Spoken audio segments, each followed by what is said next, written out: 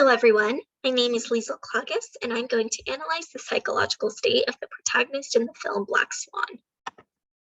Black Swan is a thriller drama film featuring Nina, a soloist at the New York City Ballet. Nina is definitely more on the reserved side, but we see that she is beyond dedicated to her dancing. She desperately wants to land the principal role of the Swan Queen in the upcoming ballet Swan Lake, and she is willing to do whatever it takes to get it. Ultimately, she's told that she's perfect for the more graceful side of the role as the White Swan, but isn't necessarily dangerous enough to portray the evil twin, if you will, the Black Swan.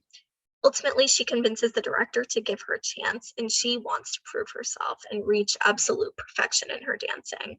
But we do see that this comes at the risk of her sanity.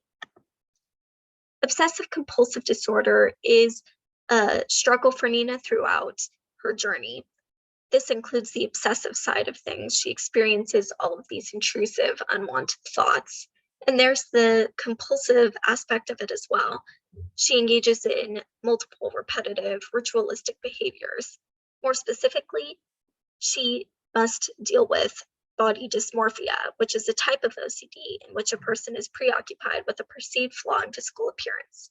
Nina believes she's heavier than she actually is, which in her case, not all cases with BDD, but in her case is comorbid with an eating disorder. This is actually rather typical in the context of the ballet world, since ballet is such a visual art that focuses on lines.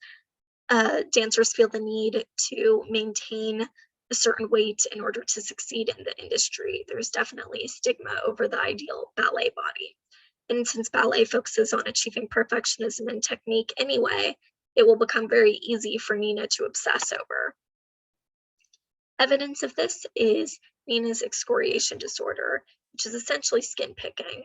She habitually excessively scratches and irritates her back and engages in nail picking until her fingertips are bleeding, and she has to wear makeup over her back and wear shawls all the time in order to hide this.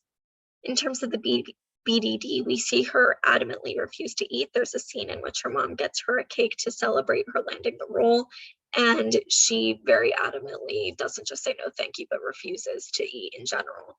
When she's measured for her costume later, the costume designer remarks that she did indeed lose weight, so this is further evidence for this BDD and the combined eating disorder issue. Things escalate to the point where she experiences hallucinations and even goes so far as to engage in self-harm and violence. In one scene, she hears voices and imagines feathers growing out of scratches on her back, which just goes to show that she is taking the role too seriously. And she even crushes her mom's hand in the door when her mom comes, hearing her screaming. In another scene, the night of the ballet, this is really the climax of the film. She imagines her friend Lily taking her place as the Black Swan. She's paranoid over being replaced, and she stabs who she imagines to be Lily, only to realize she stabs herself, which indicates a presence of depression as well through the self-harm. In terms of treatment, antidepressant drug therapy is a mood stabilizer and may be a good option for Nina to control obsessions and anxiety. Whether or not that will impact her dancing or whether or not the company will agree with that decision, be okay with that decision, is a different matter for Nina specifically. Cognitive behavioral therapy is a more safe bet as it aims to reduce self-defeating thoughts and supplies lessons on coping, which serve as a form of exposure therapy. And so if Nina can understand what she fears, then she can learn to accept her strengths and won't feel so threatened by other dancers, which will make her less anxious over losing a role and less obsessive over her skill in general. Black Swan does take OCD to an extreme. After all, it's a drama. And just because one engages in nail picking or has more severe symptoms like trichotillomania, hair pulling, doesn't mean that they're on the same level as a ballerina who bleeds out on stage. But this is rather different from the typical narrative told by the media, which is that OCD is all about being a control freak or an organization freak. It has nothing to do with that. And nor does OCD mean being neurotic.